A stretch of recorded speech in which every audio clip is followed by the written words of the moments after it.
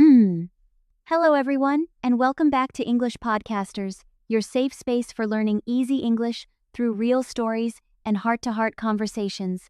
I'm Maya. If you are listening to this right now, maybe you're in your kitchen cooking a meal, or perhaps you're on a long, tiring bus ride home after a busy day. I want you to stop for just a second and take a small, deep breath. Just by pressing play and choosing to spend this time with us, you are already taking a brave step forward for your English journey. Even listening quietly is a form of practice that counts toward your future and your confidence. Hi everyone, I'm Leo, and I am so happy to be here talking and learning with you today. Maya, I have to be honest with you. This morning, I was sitting by my window with my coffee, and I started thinking about the future. I was thinking about my goals, learning English, traveling, maybe even starting a new project. But when I try to talk about these dreams, my brain freezes. I start a sentence and then I stop because I'm not sure if I should say, I will, or I am going to.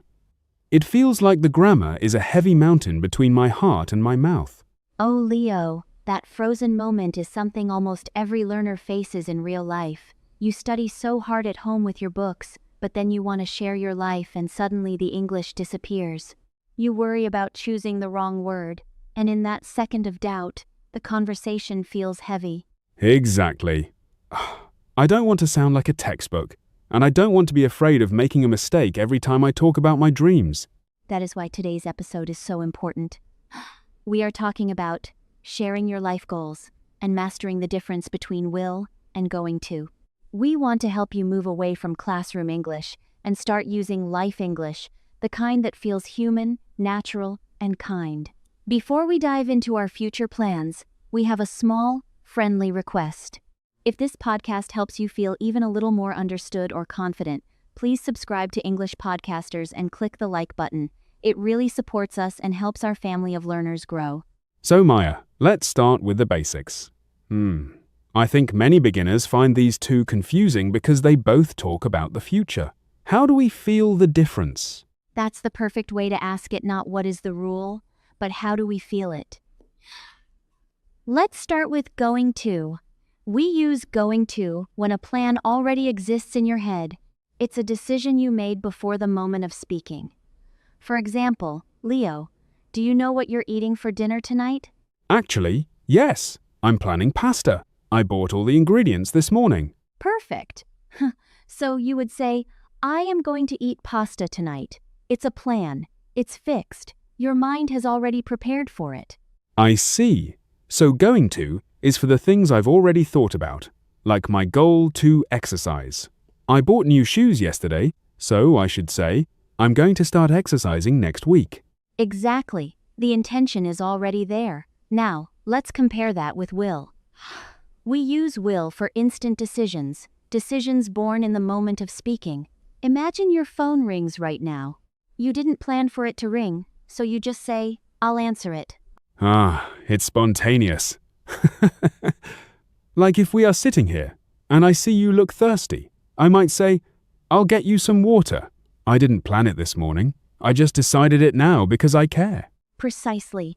That is the heart of today's topic. Plan versus moment. Going to is the plan, will is the moment. Maya, I noticed that will also feels very strong for other things, like promises. You are right, Leo. Promises live in will. When you tell a friend, I'll help you tomorrow, or I won't forget, you are using will to show your heart and your commitment. It's not just a schedule, it's a promise. I love that. English is very emotional, and these words help us show our intentions. But Maya, what about the future when we are just guessing? Good question. We call those predictions. If you are giving an opinion, we often use will. Like, I think it will rain today. But if you look up and see big, dark, heavy clouds, you have evidence. Then you say, it's going to rain. So, evidence equals going to, and opinion equals will. You got it. Let's try a little role play for our listeners so they can hear these two working together in a natural way. Imagine we are talking about our goals for the new year. Leo, you start. Okay. Maya, what are your plans for next year? I'm going to travel more. I've already started saving money for a trip to Japan. That sounds amazing. I think you will have a great time there. I hope so. What about you, Leo? Honestly, I'm not sure yet. But wait, my bag is so heavy. Oh, Don't worry, I'll help you with that. see? Maya used going to for her travel plan because she already saved money. I used will to give my opinion about her trip, and then I decided in the moment to ask for help, and Maya used will to offer her hand. And did you notice, friends, that we didn't stop to think about grammar tables? We thought about the feeling of the situation. If you are looking at a plan in your head, use going to. If you are reacting to life right now, use will. Maya, let's talk about the mindset of our goals. Many of our friends listening feel like their English goal is a big mountain they can never climb. They say, I will never be fluent. Friends, please listen to me clearly. Mistakes are your best teachers. If you say I will go instead of I am going to, the world will not stop. People will still understand your story. Communication is a bridge, not an exam. You don't need to be perfect. You just need to be brave. I agree. Instead of thinking, my English is bad, try saying, my English is improving every day. That small change in your self-talk removes the heavy pressure. Let's look at a situation that feels very real for many learners. Work. Imagine your manager asks, "What are you doing this afternoon?" If I already have my schedule, I say, I'm going to finish my report at 3 p.m. But if the manager says, the meeting is cancelled, then I have to decide now. I would say, okay, then I think I'll work on the presentation instead. Exactly. The situation changed, so the grammar changed. It follows your life, not the other way around. Maya, I notice that many learners use will for everything because it feels shorter and easier. It's true. They say, I will meet you tomorrow for every plan. And while people understand, using going to for plans makes you sound more relaxed and natural, like you have a life and you know what's happening in it. So if I want to sound like a native speaker, I should use going to for my goals. I'm going to learn 10 new words today.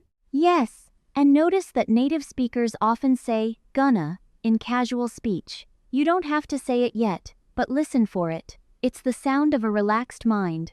Now, friends, if you are having a flat day, a day where English feels too hard, and you want to give up, please hear this. You are allowed to be tired, but please don't quit. Rest is part of the journey. Even if you only say one future sentence today, like, I'm going to drink some tea, that is a victory for your future. Don't run, just don't stop.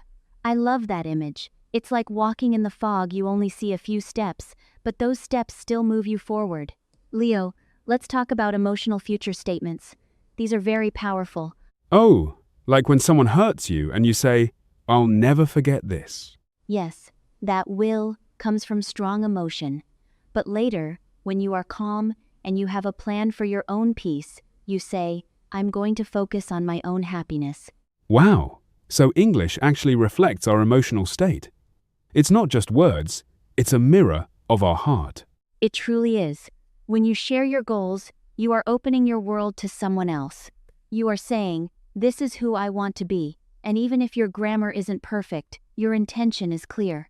Maya, let's give our listeners a very simple habit they can use every night. Good idea. Every night before you sleep, ask yourself 2 questions. First, what am I already planning for tomorrow? Use going to. For example, I'm going to wake up at 7. Second, what might happen suddenly? Use will. For example, maybe I'll call my mom. I'm going to. Maybe I'll. That is a perfect way to train the brain without stress. We are so incredibly proud of you for staying with us until the end of this episode. It shows you are dedicated to your story and your growth. Now, we have a small challenge for you, an English Podcasters Challenge. In the comments below, tell us about one big goal you have for your life. Use going to because the plan is already in your heart. And then, use will to make a promise to yourself for today. For example, I'm going to visit a new country next year, and I will practice my English for 5 minutes today. We read every single comment, and we smile because every sentence you write is a sign of your small courage. Your voice matters, even if it shakes. Take small steps. Use your soft words.